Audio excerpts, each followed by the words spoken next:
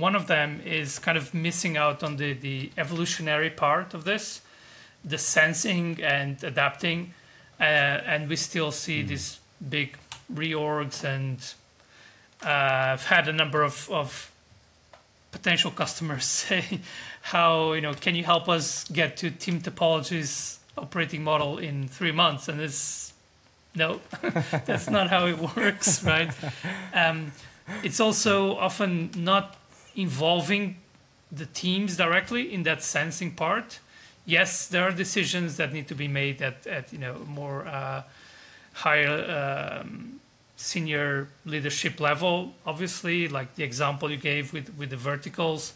But there's a lot of the day-to-day challenges that we need to, in my opinion, empower the teams to act upon, or at least raise awareness, like, hey, this is not working very well. We are not able to do this thing effectively because we depend on this other team. Hey there, welcome back to the show. My name is Afonso, I'm your host, and today's episode is with Manuel Pais. If you work in tech and are interested in how teams should organize themselves and interact with each other, well, you are already familiar with Manuel's work because, how couldn't you? Manuel is the co-author of the masterpiece book, Team Topologies, Organizing Business and Technology Teams for Fast Flow. I'm so happy that he took the time, and I'm really thrilled to share this conversation with you. Manuel is recognized by TechBeacon as a DevOps thought leader, and today he's an independent consultant and trainer focused on team interactions, delivery practices, and accelerating flow. We covered so much, and also as a bonus, including some comments and questions from Lyse and Shibsted. And by the way, check out the Scandinavian product newsletter because we just released a case with Shibsted and Shibsted transformation, and it's all about team topologies. And I think this is going to be a really good combo if you read that article and then listen to this conversation. Anyway, we with Manuel Pais, we covered different types of teams and interaction modes, differences between streams and products, why team topologies should be seen as an ongoing model with the mindset of experimentation, sensing and responding, and avoiding the sort of the big reorg anti-pattern that we all know about, and navigating infrastructure changes and team topologies, product ops teams as enabling teams, and common anti-patterns when adopting team topologies, and a lot more. I love Manuel and Matthew's work and really see it as one of the most important contributions to the tech industry in the past few years. So tune in. Manuel, we are live. So good to see you. Welcome to the podcast. Thank you so much. Thank you for inviting me. I've seen you have some other amazing guests, so I'm honored. Nice, and I'm really super happy to have you. And it's always a bit awkward to shift. For those who are listening, Manuel and I were just talking Portuguese because Manuel is also Portuguese like me, and now we're speaking in English. So it's good. All right, Manuel, you are the co-author of the masterpiece book, Team Topologies, Organizing Business and Technology Teams for Fast Flow. You've also been recognized as a DevOps thought leader by TechBeacon, and today you are an independent consultant and trainer focused on team interactions, delivery practices, and accelerating flow. And those who are listening to this conversation, they probably already know how legendary the work you're doing is together with Matthew. And really, let's start there. Why do you think Team Topologies and the whole movement that you've created became so successful in the tech industry? Why do you think that is? Well, first of all, thank you for the compliment. That's very nice of you. I think there's so many reasons why Team Topologies has sort of become, I think it's fair to say, a reference by now in terms of how do we organize for fast flow, essentially. And a lot of people have asked if we expected this kind of success, and the answer is no. We thought the book would be quite, would be picked up by people in leadership positions, people who are maybe engineering managers and CTOs and so on. I think what we didn't realize is that the book actually, on one hand, has kind of a coherent narrative that I'm not sure if explaining is the right word, but it kind of gives some ideas on why a lot of situations that people feel, a lot of problems like cognitive load or Conway's law, why aren't we able to go faster if in theory we have all the tools that we need to go faster, right? And it gives some hints, I would say, for a lot of people on why are we still feeling like this is not right or we're not achieving what we expected. But then, there are many other factors. I think by now it's not just me and Matthew. I think a lot of people are sort of carrying on the ideas of Team Topologies and building on top of those ideas. If you people like Susan Kaiser or Eduardo Miranda and people who bring their own perspectives. So Team Topologies actually fits quite well, I think, if you take the time to understand the approaches in enough depth with things like domain-driven design, wordlay mapping for your strategy. So I see it more as a piece of a puzzle, of a bigger puzzle on how do we organize, how do we strategize, and how do we design and evolve our digital products in an effective way. To me, it sort of gives people a language that they didn't have before, and that's also some feedback I've gotten from other folks. It just provides this amazing landscape of vocabulary, and that carries meaning. That now is possible to then, before an organization had just an org chart, and now you can actually start to make sense of things and actually start to organize teams in a completely different manner and considering things that you didn't before. And I would add just on that, I think it's having that common vocabulary that deals with, like I said, a lot of the challenges that people already faced before, but they didn't have maybe the right words to talk about it. And I think it's also, if I may say, sort of to do a pun, the minimum viable vocabulary in the sense that if you sort of go too far or you prescribe too much, then it becomes more like a framework, and it's okay, but then you're sort of constraining more and more the way you think about this stuff. And what we tried to do in Team Topologies, and that was intentional, was think about what is the minimum set of patterns, if you like, ways of the types of teams and interaction modes, and what are the constraints that we need to be aware of to be able to reason better about, okay, where are we now? Where do we need to go next? And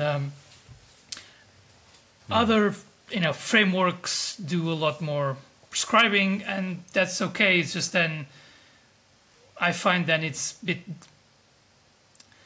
how do I put it? It should be more confident that this is the right framework for your organization to sort of commit to that, while Team Topologies is much more, in my perspective, sort of first principles and kind of minimum set of patterns to then evolve and build on top of that. So I think that's also part of the reason of the success, I believe. Yes, agree. So you, of course, mentioned different types of teams and types of interaction modes. And those who have read the book, they absolutely know what this is all about. But just to create some very basic foundation, just very quickly, do you want to walk us through what are the different types of teams that you explain in the book and the interaction modes, and why is it important to define them?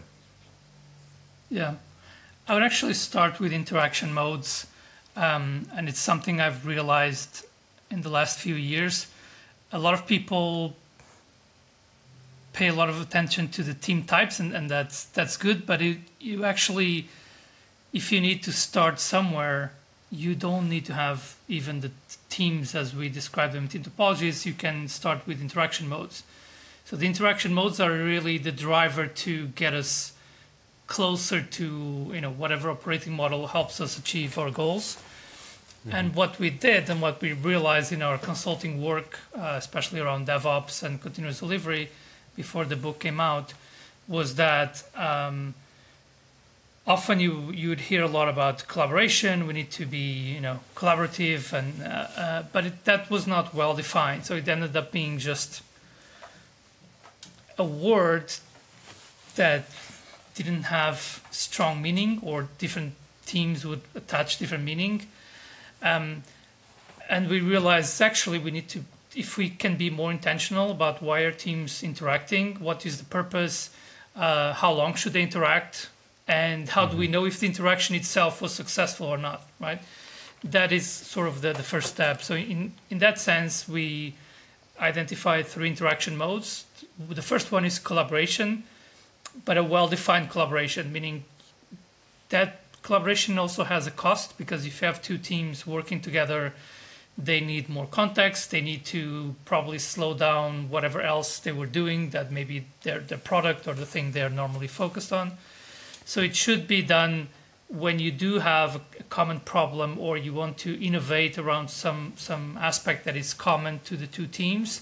Often can be also to reduce dependencies between teams. Let's find a way that we might be able to do this more autonomously and not depend on the other team.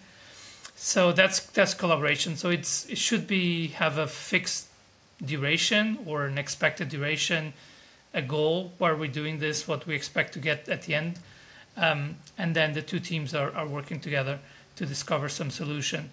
And then we have facilitating, which is, again, can happen between any 2 teams, but usually where you have one team that is more mature, has more experience in some domain of knowledge, and they're helping the other team upskill, sort of bridge some of the gaps that might have in their knowledge, but in a very hands-on way, right? We're sitting together with the team. Maybe we do some workshops, maybe we do some pairing on some examples or problems, but with the ultimate goal of helping those teams learn about this domain. That can be anything, could be UX, could be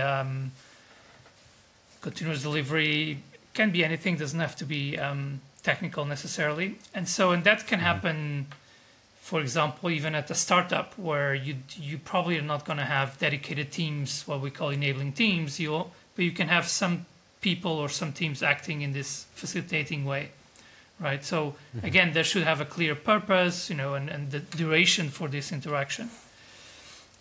And the last interaction mode is X as a service, which is inspired by infrastructure as a service, platform as a service, this type of approaches, but applied internally, where you have some team, and here is where usually we would expect to have platform teams, internal platform teams, providing services to other teams in a way that they're easy to consume, easy to understand.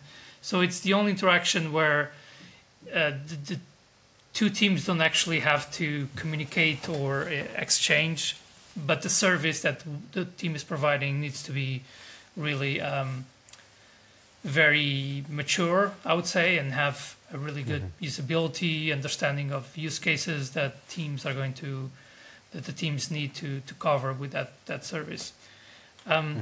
So those 3 interaction modes could happen even at startup, where you have maybe only a few teams working on products or even on prototypes. But those type of approaches of thinking, well, do we need to facilitate, do we need to upskill this other team or some junior people who are coming into the organization?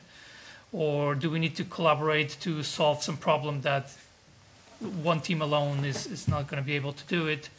And even the platform or X as a service approach might happen at the startup, but then it's more like maybe we have a wiki, we have some simple guidance that maybe the more experienced teams set up, so the junior teams can have an easier time getting up to speed. And then the types of teams, Sorry, Manuel, just to recap. So we have collaboration, X as a service, and facilitation. So those are the 3 interaction modes. Exactly. And now you were about to start on the types of teams. Go ahead. Yes, I'll try to be quick. So we start with stream-aligned teams. These are teams you could compare to product teams. We call them stream-aligned because oftentimes products are too big or too complex for one team. Usually have multiple teams. So we want to have a way to identify we need to break this down into streams that are valuable within this larger product. At least that was one of the reasons. And what a streamlined team ideally would do is have the ownership of the end-to-end life cycle for that stream.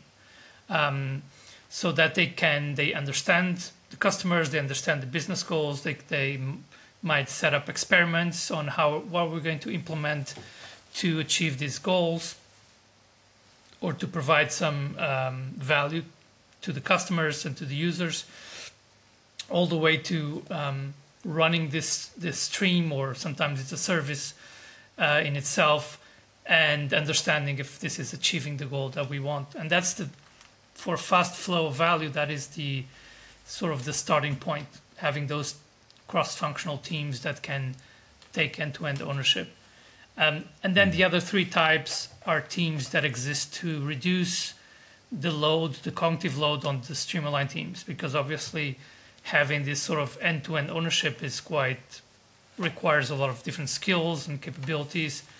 So we talk about enabling teams, where their main interaction mode is facilitating with the streamlined teams, and they're basically experts in some domain, and they're helping, like I said, on the ground, helping the streamlined teams gain some knowledge and become more effective and basically accelerate them. And then we have platform teams that have sort of the same purpose, but they do this through actual services that the streamlined teams can consume, right?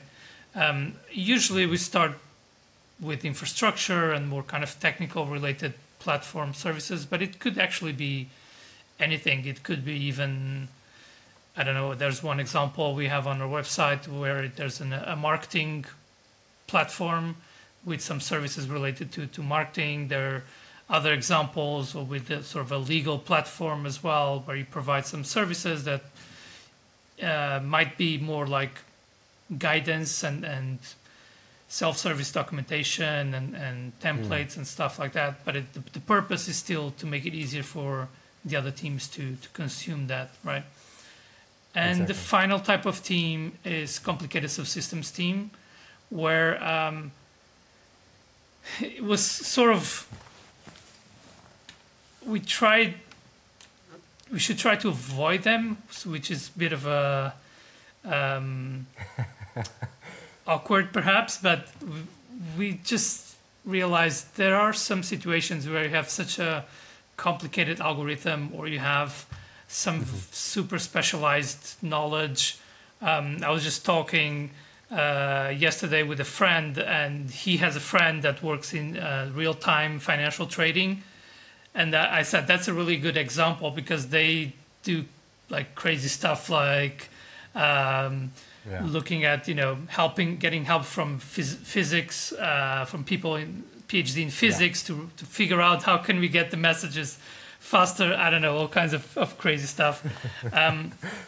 So that's an example where you cannot expect, let's say, a streamlined team or product team, hey, you're providing a service to our end users, but you also have to know about this really complicated stuff back here.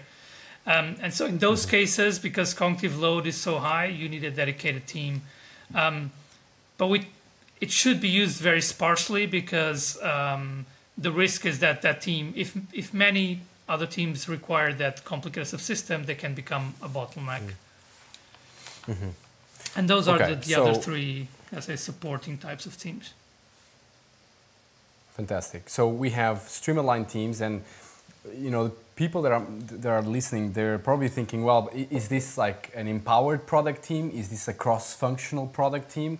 So there's some nuances there, and let's talk about them. But just to recap before we do that, you have a streamlined team, and then we may have platform teams and complex subsystem teams and enabling teams. There are supporting the streamlined team, delivering value end to end, and the streamlined team should be as independent as possible when it comes to discovering value and delivering value and deploying it. Correct? Yes, ideally. So. Ideally. There's always dependencies. For example, even with the internal platform, the difference is that we want to move to dependencies that are not blocking the flow, right? So if we use a platform to help us do some of the, let's say, monitoring or infrastructure, we depend on that platform. Without it, we wouldn't be able to deliver. But if we can self-service, then it's a non-blocking dependency. That is the purpose. Just to clarify, because sometimes people think, oh, then we shouldn't have any dependencies. There will always be dependencies, but we're trying to move away from those that are blocking and preventing the flow of value. Good point. So back to the point then on cross-functional product teams versus stream-aligned teams. Are they the same? Are they different? What was the rationale for choosing the word stream-aligned team rather than product team? And can you have different product teams within one stream? Walk me through kind of your rationale there, Manuel. Yes. In terms of, let's say, composition and purpose, we could say they are similar to product teams, cross-functional teams, empowered product teams, for sure, in terms of the idea that they can understand not just the product, but the users well enough in the business to make good decisions and to have that kind of ability to discover and deliver at the same time in the same team. As I mentioned earlier, the reason why we use stream, one of the main reasons is that so if you look at it from product perspective, if we have products, usually they're quite big, and so how do we sort of draw the boundaries between the different teams working on the product? Because again, you don't want that, or if you want fast flow, that's not going to work if you have 10 teams working on a product, and now for any kind of significant change, we need to involve at least 5, 6, 7 teams, right? That means the boundaries are not well defined. Maybe and that's very common to see. We sort of split the product along kind of technical areas or something like that, which is okay if you then accept that, well, every time we need a change that is not trivial, we are going to need to have some kind of project or initiative. We need to be synchronizing these different teams.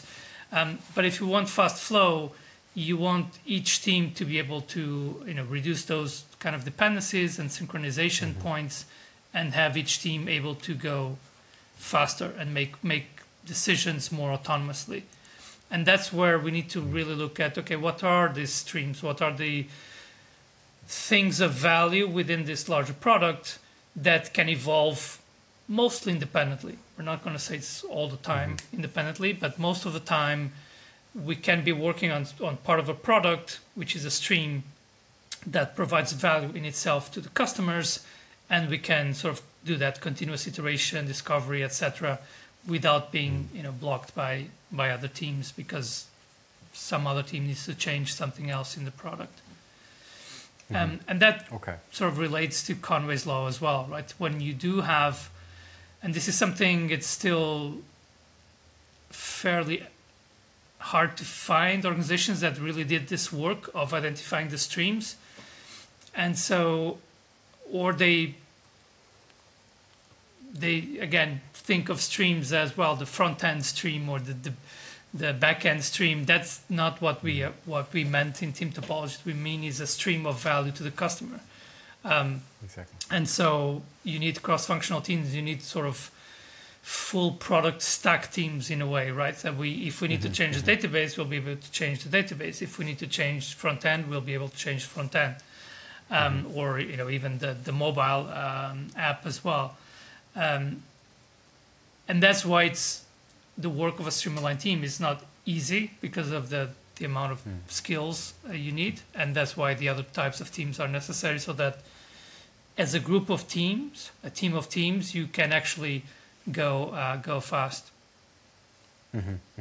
So if you have, for example, a marketplace, at least, and just very generically speaking, of course, if you have a marketplace, at least you have 2 streams, 2 different customers segment that you're targeting supply and demand.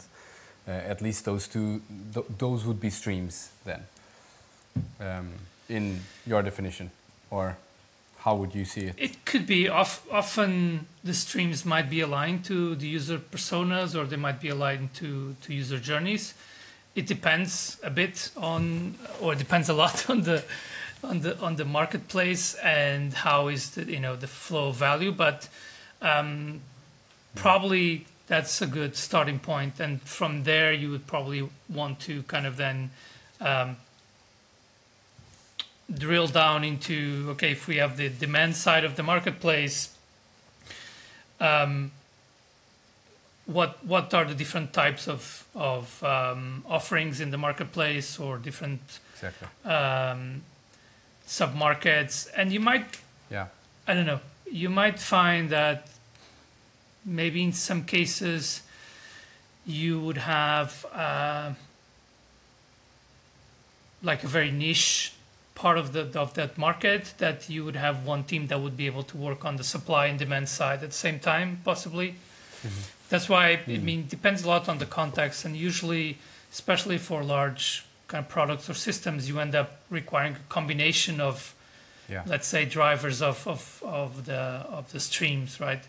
It might be some are aligned to user persona, some are aligned to this other specific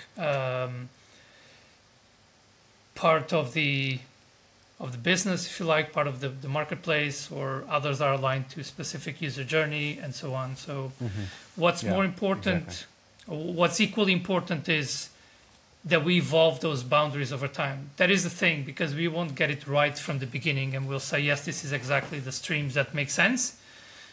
Let's try it. And then when we start to see, actually, we're still often, we thought this would be more or less, this part here would be more or less independent as a stream, but every other week we depend on this other team to make changes in this other part of the product. So let's rethink a little bit why this is happening and what we should do about it. And then we can use the interaction modes to do that.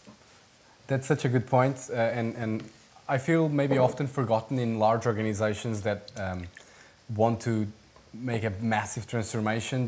They somewhat believe that, okay, this is going to be the reorg, and they sort of a master plan. And instead of taking a more sort of growth and adaptable mindset of, okay, we're going to experiment, just like we do with product development. We're going to experiment different interaction modes, different teams, different streams, and we're going to evolve over time until we achieve the flow that we expected. But Manuel, just to touch on something for clarity for the listeners, you mentioned Conway's Law a few times. Just for clarity, very, very briefly, what is Conway's Law for someone that has never heard of it or needs a refresher? Yeah. It's actually coming from a paper from 1968 from Mel Conway, and someone later took part of it and called it Conway's Law. In layman's terms, it's essentially realizing there's this sort of mirroring effect between the way we organize and our team structures and the communication channels between the teams, and the resulting architecture of the systems, or the design of the systems and products that we actually produce. I think it was Michael Nygaard even said, when you ship a product, you're shipping your organizational structures inside the product. They will be reflected. Exactly. And that makes a lot of sense, and there are many studies even across different industries that show this correlation. It's not a one-to-one, it's not that exactly mapping between the two things, but it's just the realization that essentially the corollary is that if we're designing the organization, the teams, without a good insight into what kind of systems we're building and then how do they relate, the different parts relate to each other, then the two things might be sort of in conflict. It's not that we cannot build the products, but it's probably going to be much harder than it needs to be, right? Because, again, if we need 5 teams involved to make some change to the product, but if we were able to actually align those teams to streams and services within the product that would be more independent, then we'll be able to avoid those kind of synchronization needs and go faster. Exactly. So this is a really interesting segue to a question from Omar Langseth from Lyse. It's a big company here in Norway, and he was wondering, and I'm going to read, we have a somewhat traditional IT stack that is not directly suited to enable autonomous teams and product areas to work independently.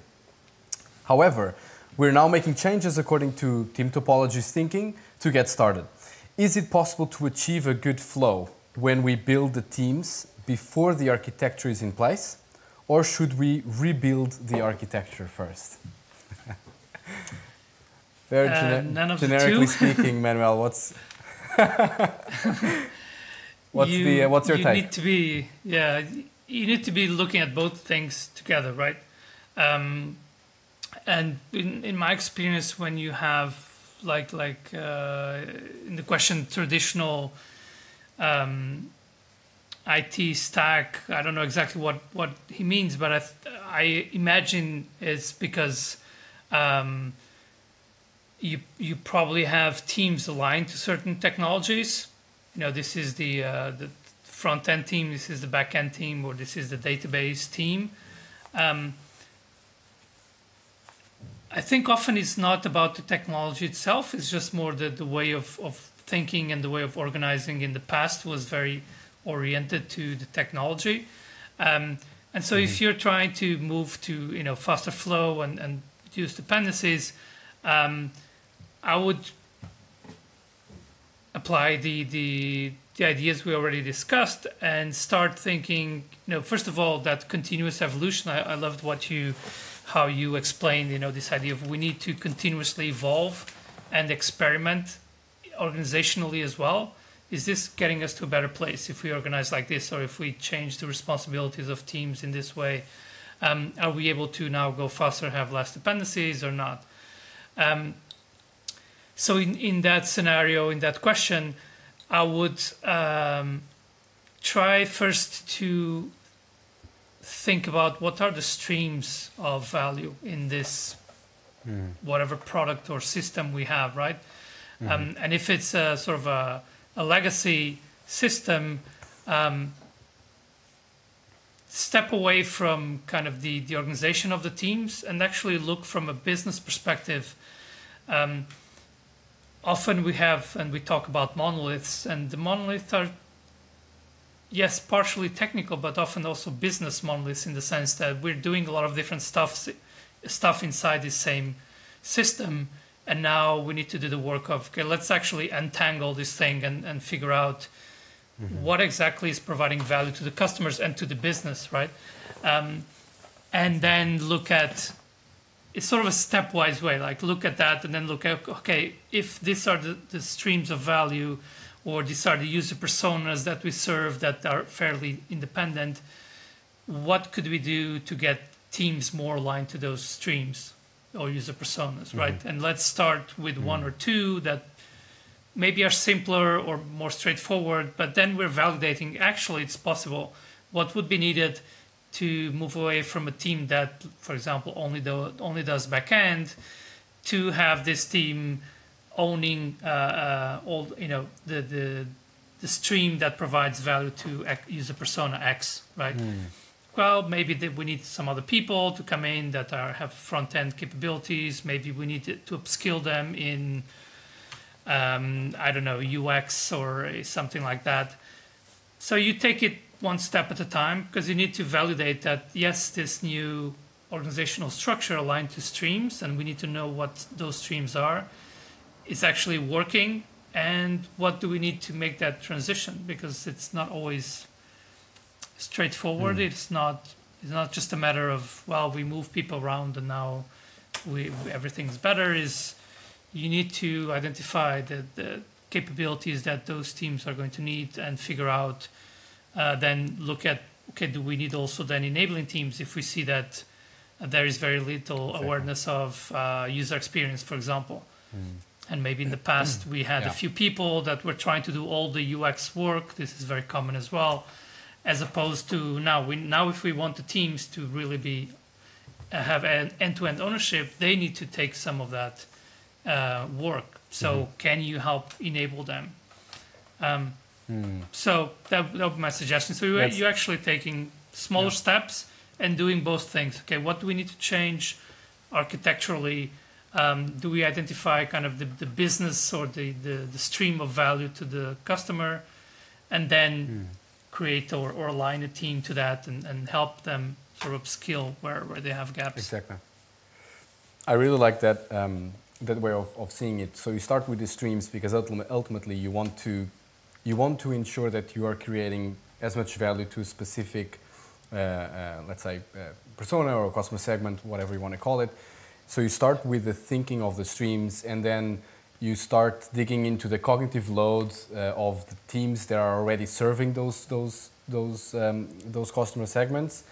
You start understanding the dependencies between all of these teams, and maybe taking that as the foundation to sort of starting to redesign the organization with perhaps enabling teams if there's, you know, if there's something that upskilling needed on a certain area, and so on. And on that, Manuel, so Shibsted, another big organization in Scandinavia, they've done a really sort of massive restructure in the past year. And so they actually organized themselves. They started with what they're calling verticals. So they started with 4 different verticals, just like we were talking about, like larger streams. And the whole rationale was, as far as I understood correctly, they wanted to free up the verticals as much as possible. So they went as far as creating 4 CPOs and 4 CTOs for the different verticals, served by a platform team. And then they did a reverse Conway's maneuver, basically. Like that's how they implemented the change. Yeah. And there's a lot of great learnings, and they've been very generous sharing those learnings in a newsletter that is going to come out in the Scandinavian Product Newsletter. But let's try to comment on that a little bit, Manuel. I would love to hear your thoughts on that rationale of organizing and freeing up the verticals as much as possible with independent leadership, because that, as far as I know, you're familiar with other cases like this, but as far as I know, this sounds a bit more unique than what I've heard before. And then the whole reverse Conway's maneuver, maybe for people that don't know what that is, maybe you can highlight as well. Yeah. So a lot of questions on that, but let's start with the verticals then. Yeah, super interesting. I just wanted to mention one thing from, related to the previous question, and sort of to this one as well. So to identify the streams, obviously there are different levels. We use a simple technique that we developed called independent service heuristics for people interested. You will find them on github.com/Team Topologies. Also, there are some articles on the website, teamtopologies.com. That is basically we're doing the thing that I was saying before. You identify candidate streams, and then you look at some criteria, some questions like, does this candidate stream or service, does it have its own customers? Does it have actually provide value to the company, and can we track the costs of this thing separately? So it's just very simple technique to give us some more confidence if this sounds like, yes, sounds like a fairly independent service or stream, or no, because we're seeing some of the questions we don't really have good answers. So just a tip there, or something that can be used. And then on this question of the verticals, I am a big fan of value stream thinking, and especially the work of John Smart. He and others wrote the book Sooner, Safer, Happier. And he talks about how at Barclays in the UK, they were using what he calls nested value streams, where if you look at, and I'll explain how this relates to the question, but if you look at most organizations, even large banks and large insurance companies, so on, if you really try to take a 10,000 feet view, they have 3, 4, 5 top value streams, right? in the case of Barclays, it was something like, and don't quote me on this because I was not there, but I understand that they have, for example, banking for B2C banking for individuals, B2B, and they have investment banking. I believe that's another, and those are kind of some of the high-level value streams, and they're not much more than that. And I found most of organizations, if you really look at it, that's what you have. But oftentimes, the discussions and even at organizational level are happening almost at the product level, right? So there's this, I find this huge gap between, okay, we have these very high level value streams, and then yes, at some point we have products, but we're spending most of our time talking about the product level and how we organize, and that's needed as well, but maybe we don't spend enough time kind of how do we break this down? And that's what John Smart, what they did with this nested value streams, where you start at the high level, and then, for this value stream, then we have, let's say, credit cards are one, level 2 value streams, if you like, and bank accounts are another one, and so on. So you start to break them down up to the point where, yes, at some point, level 3, 4, we need products to support this value stream. So in the example you gave, or the company that you shared that about the verticals, it feels a little bit like that, even if we're calling them verticals. Those are maybe the 3 or 4 high-level value streams. And then what they're doing, in a way, is organizing along the high-level value streams or verticals. And I think that makes a lot of sense. And personally, I wish more organizations would think like that, because what I see instead often is that we're having discussions already at the product level, and we're having this split between product and engineering often, and that creates a lot of tensions usually, and in my mind, and I'm not an expert in this in any way, but I find the value stream thinking helps us actually move away a bit from the product thinking as a prerequisite to understand, okay, what is actually the value to the company, or what are the streams at the high level, and then where do the products fit in?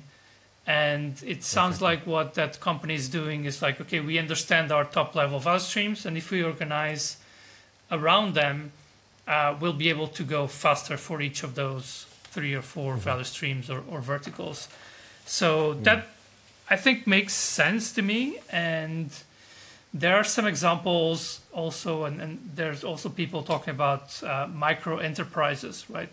Where you have within a company, you almost have like, if you like, organizationally it feels like a replication, but it's actually for a good purpose, so that each of these verticals can go faster and can make decisions faster and serve their customers more effectively. But they're served by one platform organization, or? Could be. I mean, it depends a bit on scale. Yeah, so in this case, they have one platform organization sort of serving the verticals with platform teams, for example, as a service, as far as I understood from Ustein. But anyway, it's a very interesting case of kind of in practice massive transformation using Team Topologies thinking.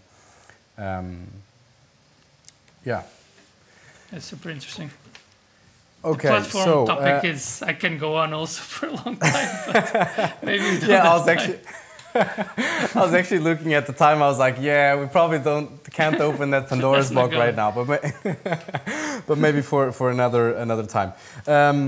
Very briefly, Manuel. So product ops is starting to be a bit of a hype in the industry, in the product community especially, and we briefly talked a little bit about this.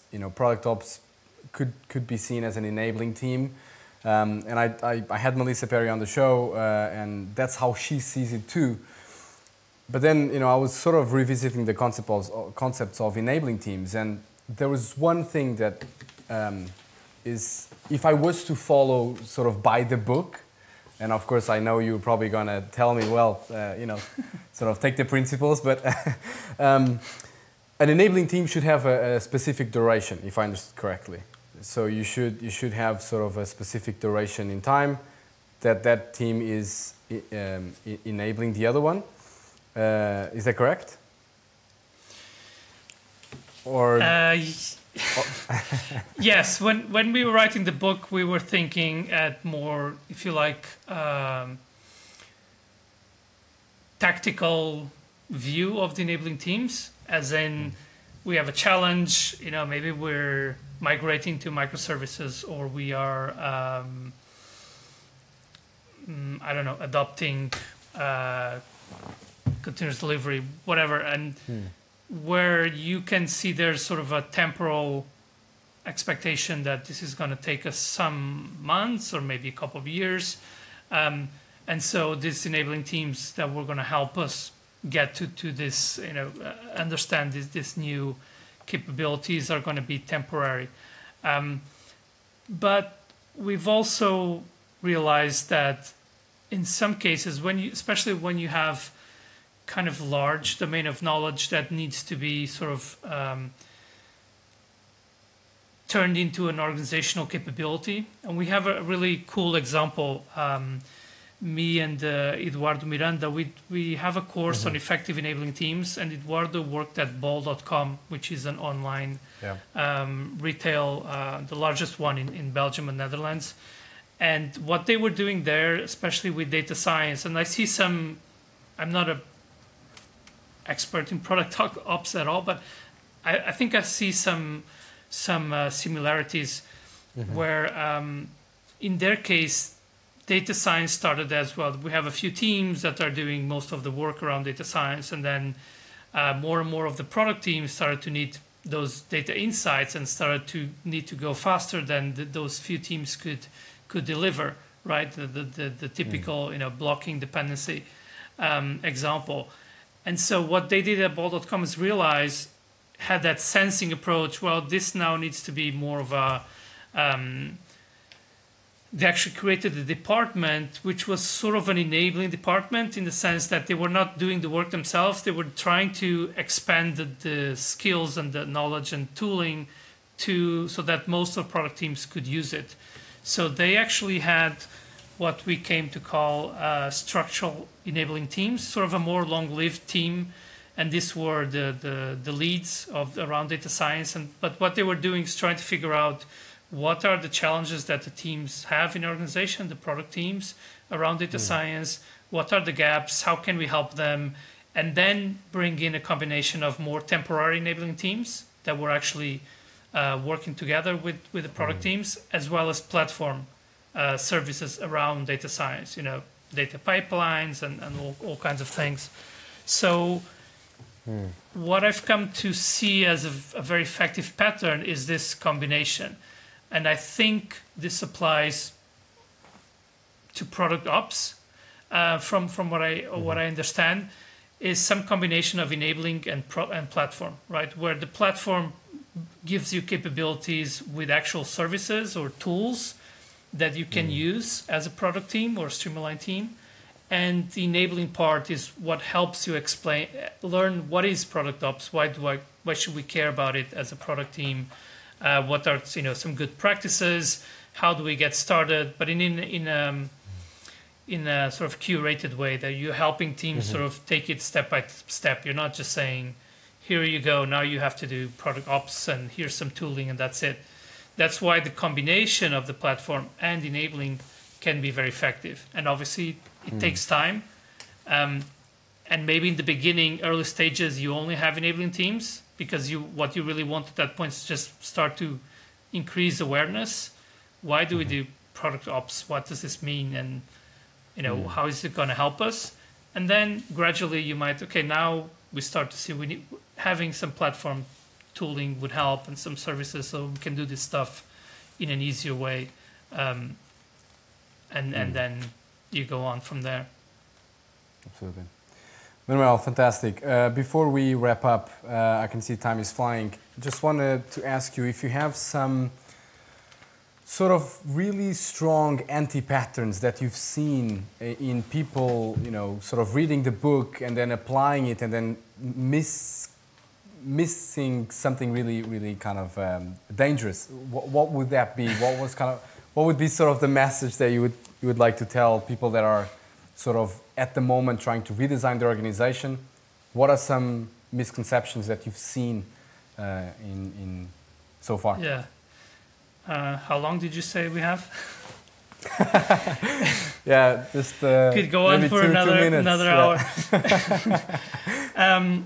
No, but jokes aside, I think we already touched on one of them is kind of missing out on the evolutionary part of this, the sensing and adapting, and we still see these big reorgs, and I've had a number of potential customers say, how, can you help us get to Team Topologies operating model in 3 months? And it's, no, that's not how it works, right? It's also often not involving the teams directly in that sensing part. Yes, there are decisions that need to be made at more higher senior leadership level, obviously, like the example you gave with the verticals. But there's a lot of the day-to-day challenges that we need to, in my opinion, empower the teams to act upon, or at least raise awareness like, hey, this is not working very well. We are not able to do this thing effectively because we depend on this other team, or what are the problems, or we lack some skills and we don't know how to do this, and no one's helping us. And that's something that's still very awkward, I think, in many organizations, having teams kind of raise awareness of flow problems and dependency problems. So that's one of the main things. And the other, I think we also touched upon a little bit, is not doing enough work on the identification of streams and breaking down from the high-level value streams all the way to products, and then even products that are too big, you need to break them down into streams until you get to the point where you have teams actually aligned to a stream that is reasonable for one team to take care of end-to-end. So I would say those two, and there are more, but maybe those two. for the next episode. Fantastic. Manuel, thank you so much for joining. I really appreciate it. And also wanted to highlight, you mentioned your course on enabling teams, and you have others in Team Topologies Academy.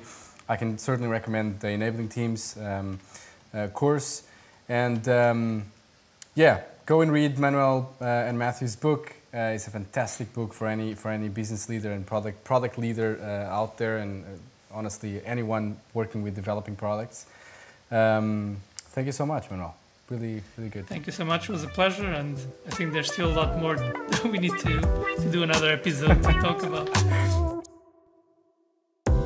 All right, that was it for today. I hope you enjoyed the episode. Make sure you subscribe to my newsletter so you don't miss out, and see you next time.